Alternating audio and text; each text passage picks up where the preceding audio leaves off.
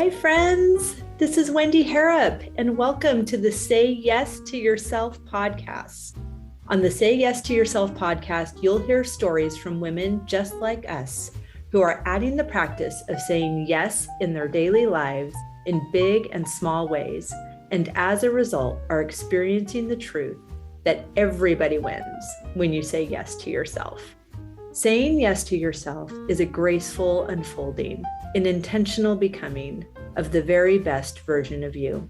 It is my hope that in these conversations, we are able to find our truth and be inspired and empowered to live our very best lives. I'm so excited to go on this journey with you, and I look forward to finding a bit of our own story in each other's. Hi, friends. Welcome back to the podcast. I hope you're doing well. I hope you're enjoying these first weeks of summer if you are in the Northern Hemisphere, and the first weeks of winter for my friends down under. I just hope that you are in your bliss, regardless of what's happening around you. I loved the conversation that I just had with Lisette Meuse-Manuel, and I must say her gorgeous accent. She says her name so much more beautifully than I just did. She is amazing, and she is the cousin of our friend Sylvie, who was the photographer for our French trips last year. And you may remember her episode, which was really, really fun. But I'm going to tell you about Lisette because I just can't wait to get her brilliance into your ears. And I don't want to waste a lot of time talking about it. I'd rather have you just hear from her. So Lisette has been practicing in the wellness and beauty industry for over 35 years. She has studied in medical aesthetics, massage, cosmetic chemistry, tattooing, as well as nutrition and health science for exercise and the female metabolism. She owns a clinic in New Brunswick. Dermic Clinical Aesthetics is a specialized skincare and cosmetic tattooing clinic. She works alongside a plastic surgeon and treats patients for post-operative skincare and areola and nipple reconstruction tattooing. She offers a wide range of skincare treatments for different skin conditions and age groups. Dermac also offers nutrition coaching for healthy skin and metabolism, as well as menopausal skincare. She is always working on new projects, adding new products, equipment, and services. And her latest adventure was writing a book on how to prepare for menopause. It covers nutrition, skincare, mindset, and women's health. And I cannot wait for you to hear this amazing, informative, expansive conversation. So without further ado, let me introduce you to Lisette Meuse-Manuel. Lisette, I'm so happy to have you here. Thank you so much for coming. Thank you. The pleasure is all mine. So my friends, Lisette is a cousin of our dear friend Sylvie. Mm-hmm. So if you remember, Sylvie is the photographer that joined me last year in France. She's shooting for the cookbook project, and she's wonderful. You can go back and listen to her episode from last I want to say October, November-ish, but we'll go ahead and link that in the show notes. But I'm so excited to be introduced to you, Lisette, through Sylvie. So we'll just start out by, I'll have you introduce yourself a little bit, but also answer the question, how are you saying yes to yourself in this season? Okay, well, my name is Lisette Meuse-Manuel. I'm a licensed esthetician and a health and wellness coach.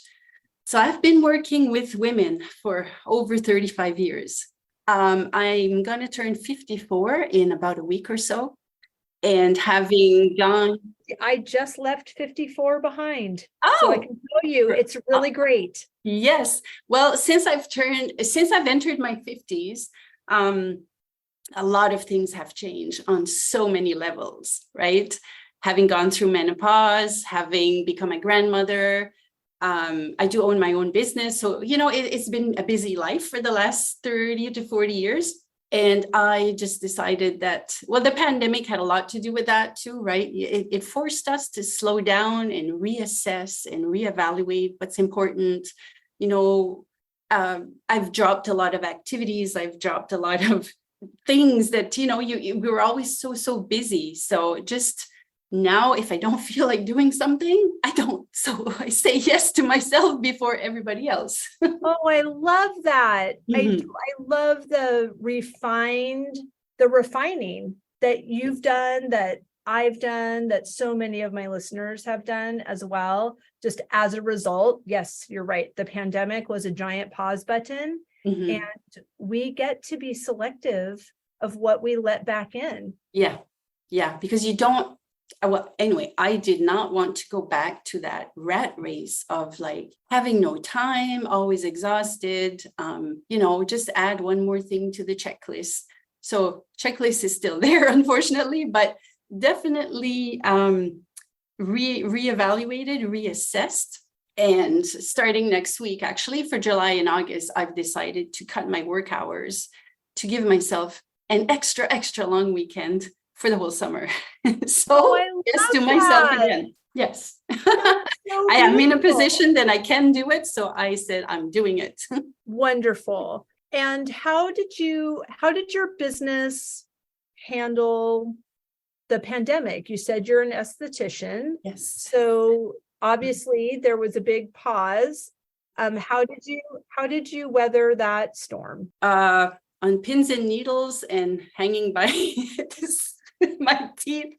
It was very, very difficult. I lost about 11 and a half months of work throughout, not in a row, but throughout all that, those different lockdowns and things like that. So luckily my business was well established, and, I had the financial security to weather it. But we didn't get any help from the government or anything like that. So we still had to pay our rent, our insurance, our association dues. Like everything stayed the same. Yet we were here in New Brunswick, every time we had colors and zones, right? Red zone, green zone. So red zones meant we had to close. So we could work for a few weeks, then poof, you never knew at what time you would be shut down. So it was work for a few months, off for a few weeks, off for a few months. And then my husband's a rotational worker. So at one point, him and I had to self-isolate every 2 weeks for 2 weeks from January to August. Oh, so my was word. very, very rough on all of us emotionally. Wow. Thanks for sharing that. I think Yeah. that as I reflect on those years, and I feel like it's a time warp in some ways, because I'll say, oh yeah, we did that a couple years ago. Oh no, wait a minute. It was pre-pandemic. There's like a 2.5 years of Twilight Zone. Right. It was 5 years ago or something that I did something. So reflecting on that and reflecting on the things that were really hard and really challenging. And for me, there were a lot of blessings that came as a result of that. And a lot of, perhaps for you as well, owning your own business, you're really committed to figuring out how you're going to make this thing work with the current situation outside of the four walls of your business. And, I pivoted a lot, and that's what we had to do. We had to just like pivot and, okay, can't do this, got to do that. Right. And I think, I love that was your energy and that's the action you took as well, because so much creativity comes out of that. And I am in no way discounting people's experiences that they had a really hard time. And so I understand that I am privileged and have a great situation domestically to handle a pandemic. My husband at the time was able to work from home, so we were not burdened financially. Yeah. My business went, completely online, and that actually expanded my reach because geography was no longer an issue now, and I was able to build a great community and really use those creative efforts. So I'm so grateful that I have space and I can twirl around and not hit anybody and grow a lot of food. So I didn't have to buy a lot of food. And so I definitely recognize that, everyone was saying, we're all in this together. We're all in this together. And I heard somebody, I don't know if you can hear that. They were having a thunderstorm right now. Thank you that the thunderstorm is now and not during my summer solstice white party, because that would have been sad. But someone said, we're all in the same ocean, but we don't all have the same boat. Yeah. So definitely we were all experiencing something, but some people had different resources that were exactly. Some people, their job didn't change very much, except for they were at home, but nothing changed financially, or that work was the same. But for us in the more creative, entertaining industries and the beauty industries, of course, we could not have any contact with people. So it was a definite no, like nothing. So plus no financial help at all. No financial help? Not from the government. I mean, a little bit the first, when we were all shut down from March to June, like we had, we had like a little pay weekly from the government. But after that summer, things opened up and we were allowed to work. But then all the following shutdowns or lockdowns or whatever, so a lot of businesses failed. A lot of estheticians that I know in my city gave up, just went into a different direction. It was just too much, right? So I know that was one. And now there's a shortage. Exactly, because as soon as we were allowed to leave the house, we're going to the hair salon. Oh, yes. Your place next. So that your client base was very eager to get back into your the waiting list. The waiting list was very long. Exactly. So that's good to know. I mean, you can, carry that value associated with your creative gifts that are a blessing to a lot of people. So how did you get into this line originally? Of work? Yes. Well, throughout school, high school, when I was a kid, I always wanted to be a doctor. That was my forever career path. But I'm very artistic. And then I wanted to be a dermatologist or a plastic surgeon or that sort of thing. But I hate school. hate school. Like being in a classroom studying. I love to study. I hate being in a classroom. And math and physics are not my strong points. I'm good with languages and biology and chemistry, the more that side of my brain, I guess.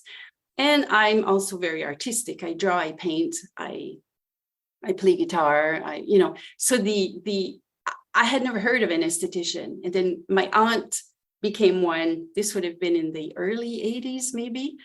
And I think I got my eyebrows waxed when I was 9 because I had like this huge unibrow, right? Very strong genetic trait on my dad's side. So I'm like, oh, what's this? And all the makeup. And I used to play with the Barbie heads, like it was just like the bust, and we had the Farrah Fawcett, and so doing makeup. I had that too. Yeah, and so that was my toys, like Barbies and makeup and microscopes. So because I'm very nerdy that way, and so when you had those like career days at school, and then that's how I found out, and I'm like, ooh, this is kind of like I'm getting the biology that I love, working with skin and cells but then the artsy side of doing makeup and like, the more the creative. So yeah, I was hooked. So I took that in 1988. I think I was, anyway, just out of high school, 17, 18, whatever. And I've been working in the field since. I mean, I've tweaked and I've taken many, actually, for a person that hates studying, I've never stopped studying. So I've taken many trainings and courses and end up working more in a medical aesthetic field. I work very closely with a plastic surgeon, and I've tweaked and niched out, carved out what I like to do and eliminated what I didn't like to do so much. When you work for somebody else, you have to do all of it, right? Right. But I opened my own clinic in 2008, and then I niched out where I wanted to go. That's so wonderful. And where have you landed, like in the niching down? And I would love to talk about this because for new entrepreneurs or someone that is, transitioning, maybe they've had a corporate job, but post-pandemic, they're also refining and reevaluating what they're letting back in. They want to work for themselves. They want to be an entrepreneur, but they're nervous about niching down because they're afraid that there's not going to be enough customers. And I know that they are there. Like you get more clients because you can't be everything to everybody. But I would love to hear how your process was, because I even hear people say, oh, I coach women and men. It's, we don't have to. I lead trips for solo female travelers. That's it. People ask me, can I bring my husband? And I say, you can bring him to the country we're in. But these days right here are for the ladies. So I think that niching down is really important and vital for your success and growth. And I would love to hear about your process. Yeah, well, before I opened, I was working in a spa where we did everything, right? Like from body massages to, pedicures and bikini wax and everything. And at that point, I still kind of like doing everything, but it's very physically hard, right? And as you age, neck problems, shoulder problems are very common in my industry. So I'm like, okay, well, I really like this. I want to do it for a long time. So it came to a point where I was like almost burnt out. So it's either I change career now. I think I was maybe 36-ish. So change career while I still can.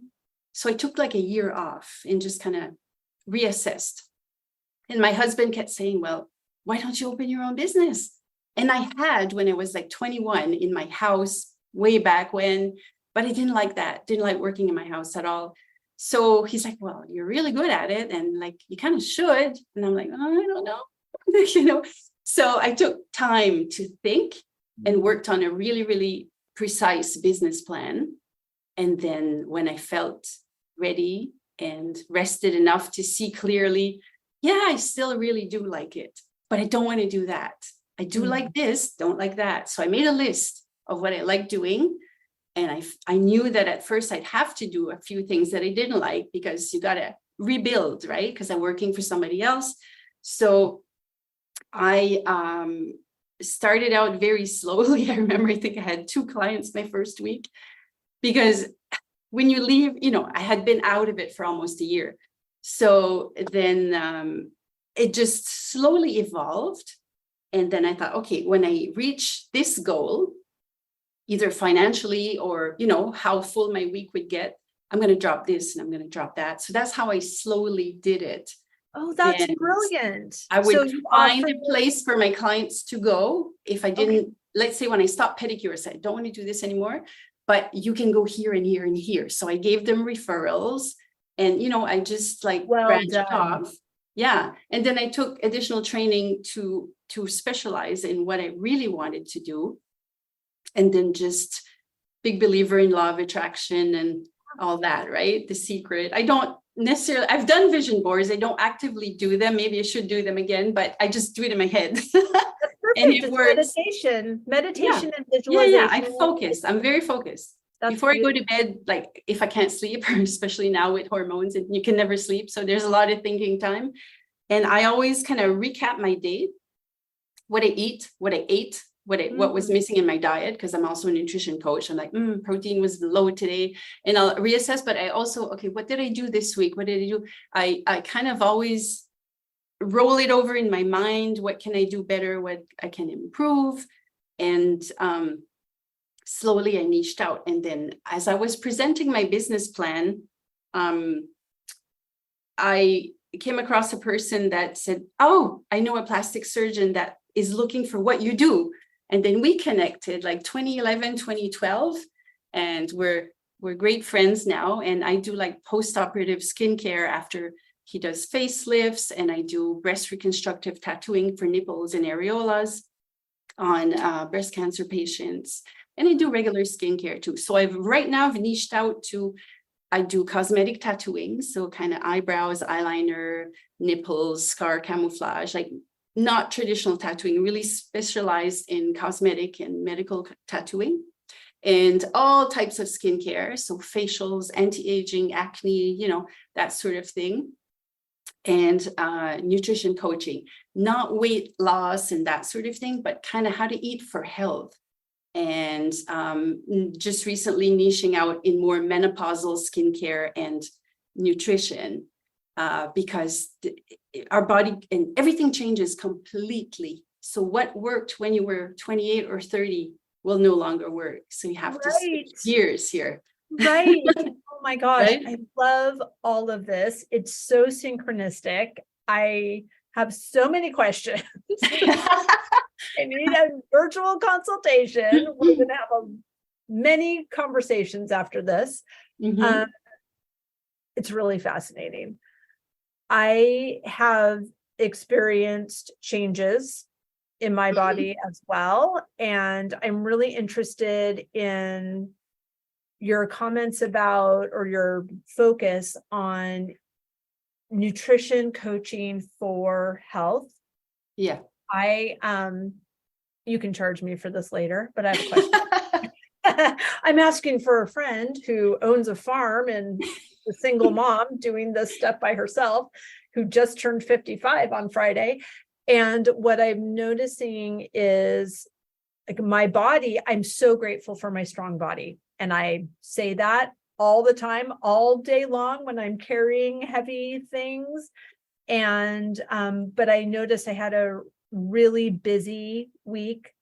I was telling you before we hit record, I had my fun summer solstice white party on Wednesday. And then I had a wedding here on Saturday, and it was pouring rain during the ceremony, and then the reception was under a tent. So there were a lot of moving parts. There was a lot of helping each of the vendors do their thing as well as they possibly could on a farm in the rain with mud and puddles and all the things. The bride and groom were in their total bliss. So that's beautiful. All to say, I walked 32,000 steps. Yes. And I ate, well, I don't know if you can count 2 cups of coffee in the morning as food, but I had 2 cups of coffee. I had a very delicious rhubarb scone, buckwheat rhubarb scone that I made with rhubarb that I grew. And then Nothing. I don't believe, oh no. So they had a dessert bar, and I'm not a sweets person. So it's funny that these are the only things that I had, a scone. And they had so in Massachusetts, there is a sandwich. It's more like dessert, called a fluffernutter. Oh, yes. I've heard about that. Yes. Okay. I grew up in California, but my mom is from Massachusetts. So it's white bread, peanut butter, and marshmallow fluff. Yes. Right. So no one in California knew what was happening, but my brother and I had that all the time. And this bakery they smashed that idea with a Nutter Butter peanut butter cookie. So they made peanut butter cookies in the shape of a peanut, like the Nutter Butter cookies are, but they were really thick and beautiful consistency. And then a really thick smear of delicious peanut butter and a really thick smear of homemade marshmallow, and then a sandwich cookie of another peanut butter cookie. Oh, yum. Lord. Can you send those by oh my gosh. later? If you're local, it's from the Queen's Cup in Worcester. And unfortunately, when I was creating these dessert platters, one of those peanuts broke in half. And I felt as a quality control manager that I should taste it. And that was a problem because that was so good. It was really good. So I had a scone at 8 a.m. and I had half of a fluffer nutter at 8 p.m. and walked 35,000 steps. Wow. That day. And so I'm no doctor, but I'm going to say that is not a healthy diet to sustain the strong body that I desire and count on to do this work every day. So, what would you suggest when someone has not a lot of time during the, so I think my other problem, since this is my consultation. It's your consultation. Let's go. Friends, I recently posted an interview with my coach. We recorded one of my sessions. So now everybody knows all my business. So I love to cook. So do I. Love food. And the food that I love to cook takes a long time to create because that's just how I like to cook and how I like to eat. So when I don't have time to create the meal that I desire, I do not eat. Aha. Well, I often recommend to my clients that have a very active either workday job, I'm a big fan of protein shakes. Oh, okay, great. So a good quality protein powder that's organic, that has at least 25 to 35 grams of protein. They usually come with a scoop. Okay, and then you put your greens in there, spinach, kale, whatever you like, some berries, whatever milk you prefer, almond milk, regular milk, and a little bit of a fat. So either nuts, seeds, or all of them, flax seeds, chia seeds. I love all of it. I have almond butter. Yummy. Because then you have your carbs, your protein, and your fat, and your fiber, which is the 4 components that we need or we should have at each meal. So you can make them in the morning and bring them in like a thermos, something. You don't have to bring them anywhere. I live here. Yeah. So you can, they're not as good like leftover, but it still works. But it's quick and easy. Like you can pre-portion, put that in a Ziploc and freeze it, and then just dump it in your blender. It can be done really, really quickly. Or another one is, if you like yogurt, yes. I call it my yogurt fluff or yogurt pudding, and it's a staple of the bodybuilding world. So you take Greek yogurt, so about a 3/4 cup, a cup, something like that, and you add protein powder to it. Okay. So lately, my flavor of choice is like a salted caramel protein powder. Oh, yum. Then you add a little bit of liquid, so a little water or milk, and you whip it. So it gets like a really, really thick, fluffy pudding consistency. So here you have your carbs, your protein. And then I always use a fat-free Greek yogurt. And then I prefer to use like plant-based fats, like flax seeds or almond butter or sunflowers or whatever nuts and seeds you have on hand in there, and then fresh berries or fruits on top. And then you have like a balanced meal that's very, very fast. You don't even have to cook. I love that. Thank you so much. You're welcome. I'm going to apologize to Christine, my podcast producer, because my pen just dropped. A loud noise. Sorry about that. You can leave that in there now because I called it out. And there's thunder. You can leave that in there too because it's a thunderstorm. Thank you so much. That is, there's a lot of easy tricks like that people think it has to be. I'm like you though, when I cook on the weekends and I have time, I like elaborate recipes and whatever. But during the week, it's got to be quick and easy. And I often have a lot of leftovers and frozen stuff, right? Because I batch cook a lot. But that is a really great quick, because I find generally women don't eat enough protein. And once you're over 50, you need more protein than you did because you don't process it as well, you don't absorb it as well, and you want to prevent muscle mass loss at all costs, right? Because as we age, we lose muscle, and that can affect your bones as well. So protein is filling. It keeps your muscle mass on better, like it gives you more energy for workouts, you recover faster. If you have a very physical job, it's important to replenish, and it curbs the appetite a little bit. So if you have a hard time with portion control or munching on snacky foods all afternoon, protein with a little bit of fat will keep you full, and you're less likely to munch on things. I thank you so much. I love that. I feel like I say that over and over. I love that so much, but I love that so much. And pretend I don't know anything about this because I feel like I don't. What would you say what are your favorite protein plus fat things that really, go the distance and are good choices? I like chicken breast a lot. So a lot of chicken breast is eaten at my house, and shrimp. Shrimp is very high in protein and low in calories. So you can have a lot of them. If some people like volume food, right? So they want to have a lot of food on the plate. Some people don't care about that, but like if it's a tiny portion, you feel kind of, I want more, you feel cheated. So shrimp is a good way because you can have like a portion would be 12, 18, medium-sized shrimp. And there's so many ways to eat it, right? In a salad, dip it in something, stir fry, the recipes are endless. Right. Then good old standard canned tuna.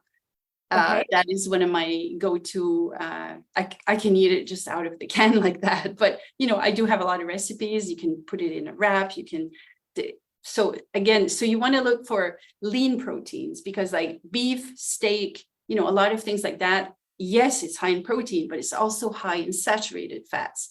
As we age and after menopause, we're more prone to have high cholesterol and heart disease and things like that. So you have to start watching your saturated fats, your animal fats, and have more plant-based fats. Okay, so eggs. Going with the leaner cuts of chicken and lean, if you're going to have beef, have the leanest cuts or preferably organic and wild meats. Like my husband and my son are big hunters. So we eat a lot of moose and deer and rabbit, God, whatever's in my freezer right now, I have no idea, but a lot of wild meat. So it's completely organic and very, very lean.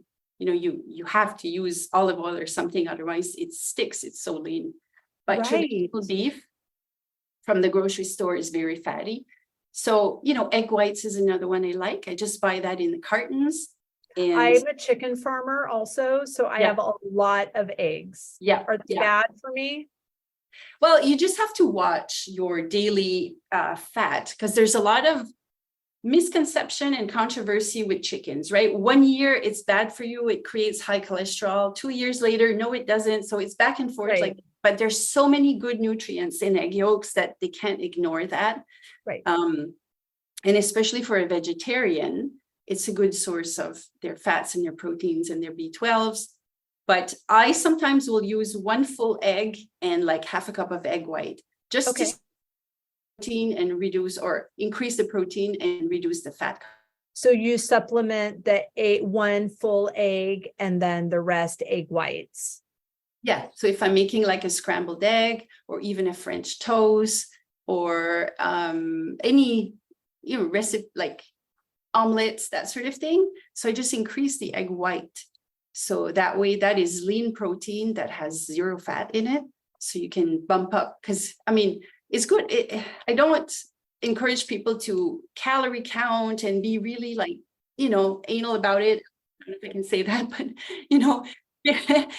because it can lead to disordered eating, right? So you want to know ballpark because you got to know how much energy is coming in and how much is going out, right? To either maintain your weight or increase or lose, or depending. But most women I know are always trying to lose a few pounds, right? So you want to have an idea of how much protein you're getting per day. So ideally, at least 30 grams at every main meal. So breakfast, dinner, lunch. If you're a snacker, then you could have a 10 or 15 grams at snacks. So a snack could be like a half a cup of Greek yogurt with, always combine your protein if you're having like fruit or something like that. So it balances out the blood sugar a little bit better. But you want to have, let's say your weight is 150 pounds. And you're very active, you work out or you have a job or you're always moving around on your feet, lifting, pushing stuff. So you want to eat close to your body weight in grams of protein. So that would be, 135 to 150 grams a day. If you're bodybuilding and you're trying to gain muscle mass, then you need to have 150 or more to increase your muscle mass. But to maintain and to not lose any, you want to stay in that ballpark. So it's good to read labels to have an idea of what your food has, right? Because most people eat a lot more. You either have the ones that eat like salads, just a salad with nothing on it, or very carb, crackers and munching on things like that, crackers and rice cakes. And, so they're or let's say you're vegan or vegetarian, so you're not eating any animal products. So it's a lot more difficult to have that protein just from plants. You can, but you have to really consciously do the math for a few weeks to see if your levels are optimal, and to make sure that you're supplementing with a B12. So there's a lot of things to consider, but once you know, and it's easy to, you follow your template. And once we're creatures of habit, we tend to eat the same thing over and over again. So let's say you're an oatmeal type of person in the morning, you could always add some protein powder to your oatmeal, or you can cook egg whites in your oatmeal and it's like a nice fluffy scramble. You can add you can have a couple of eggs with your oatmeal. Yeah. So there's a lot of, if you want to be creative, it doesn't have to be very complicated, but the main thing for, especially after menopause or during that time, right? Because your body starts shifting in peri-menopause time. So with late 30s, early 40s, you start to become more insulin resistant. So like you have to watch your sugar and your carbs, and not saying to avoid them because they're very important and good for you, but you've got to shift your proportions a little bit and be calorie conscious, right? Because your body's going through an immense change, just as much as our teenagers go through, right? But in reverse. And all these chemical changes of the hormones shutting down and the hot flashes, it's hard on your body. You're not sleeping well. You dehydrate easy because you lose a lot of fluid. If you have the night sweats and the hot flashes during the day, you need to replenish that water, preferably with electrolytes in it. And you need food for your body to be able to go through all of that. But at the same time, good quality, high fiber, high protein, a lot of antioxidants, so a lot of fruit and vegetables, and minimize processed food and alcohol and, straight up sugar, right? So a little bit, moderation. We should be, like 80-20, right? You can have occasional treats, but a lot of women find, myself included, that sugar will intensify and increase the hot flashes. So I don't know if you've gone through that or if you noticed that, but I have. I've had hot flashes. I'm afraid to say that I haven't had any recently. I know. It's about to be, it's about to be summer in New England. So my hot flashes are all day long. Mm-hmm. But they've definitely fallen off, but I don't think I've had a period since 2018. Yeah. That's the best thing. Yeah. I'm about 2 years post menopause as well. I still have the hot flashes, still quite a bit, but sugar, alcohol, caffeine, stress, lack of sleep. So there's a lot of things that as soon as your body becomes out of balance for whatever reason, it tends to kind of intensify it. So I found by eliminating a lot of things, it helps to control it. But the minute I go off my, off my routine, and we have to enjoy life too, right? So I was just camping on the weekend, and of course, few little treats here or there. You got to have a marshmallow on the campfire. But one, because I know if I have more than that, I will not sleep. So it's a game. It's like a bank account, right? You got to balance it. So calories coming in, calories, it's like you don't want to be in your overdraft all the time. So you need movement, muscle building, strength training, very important for menopausal women to keep our muscle mass, keep our bones strong. So there's a lot of things. So in the book. Yes, you wrote a book. And I was going to say, I've been thinking like, oh my gosh, this is not the person who does my eyebrows. And I have no idea how or when I started. It's just my brain is like all over the place, a little ADD. Well, it's divine. Right? But I just get like brainstorms. Like you take the action and the divine just gives you the next step. And then all of a sudden you're writing a book, and it has the best name ever. So tell everyone about the book and what's in it that you were going to say and all those good things. All right. So it started out, I think, to be a pamphlet to give out to my clients, a little bullet form, because I do a 45-minute consult, but like you see, the subject goes somewhere else and there's so much to discuss and there's not enough time. So I thought, well, maybe if I have like a little bullet point brochure or something to give them, then they can kind of recap what we discussed. And if I forgot anything, it's on there. So I start writing a little bit, between my facial treatments and whatever. I'm writing it. I get an idea. I'm talking to a woman. Oh yeah, I should add this. I should add that. First thing I'm like, oh, okay, this is a little more than a pamphlet. So I kind of let it there for a bit of time. It just stayed on my laptop. And then, I don't know, this winter, I just kind of, let's see where this goes, right? So first thing I know, I have 10 chapters. And I'm like, what am I? So the first chapter is nutrition, because it is the base of everything, right? If you don't eat well, nothing works well. So there's nutrition, sleep, hydration, vitamins and supplements, how to, kind of untangle that web. And a big chapter, of course, on skincare, what to use during, because your skin changes a lot. Your skin, your hair, your nails, all of that. I used to have rosacea, and it's lessened. It can develop or lessen. It depends on the person. So, and then I cover exercise, movement. I cover everything from plastic surgery to Botox to, all the different things available for us, right? If you want to go that route, if you're not, you can go this route. So options, right? It's not all women want to have injections. Not all women want plastic surgery. Some do, some don't. So I have a lot of options in there. And then the last chapter is called Preparing to Pause, or it was Preparing for Menopause, which ended up being the title, which is Prepare to Pause.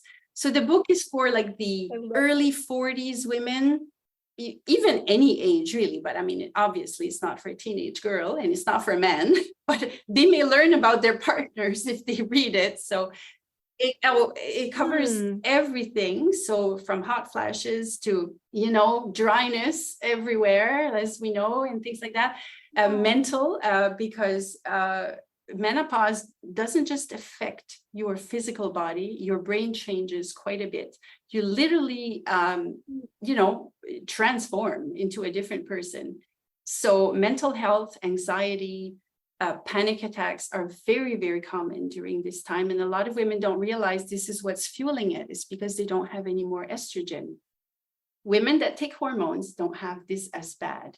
But if you don't choose not to, or you can't for medical reasons, once your ovaries shut down, you are out of estradiol, which is the quality estrogen, right? This is what you have your whole reproductive years. You have a different type when you're pregnant. And once you're in menopause, it's called estrone. So your estrogen is now produced from your ovaries and your fat, from your adrenal glands and your fat tissue, not from your ovaries, or very little from. They're basically dead, right? The eggs die and the factory shuts down. So this lower quality estrogen is different. It reacts different in your body. Your brain has receptors. Your skin has it. Every part of a woman's body has estrogenic receptors. But because we have less of it going around and it's a different quality, it affects everything. So from your mood to how dry your eyes are in the morning, how your nails are growing, the texture of your hair, everything changes.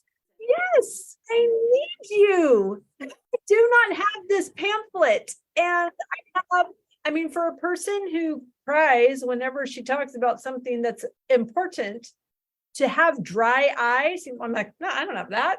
I rarely have dry eyes. I have the same thing. And I just had to go. I thought I was losing my vision. I said, oh no, you just have, your eyes are so dry. Yeah. So now the skincare regime at night gets much longer because you need the face cream and the eye cream and the eye drops and all these.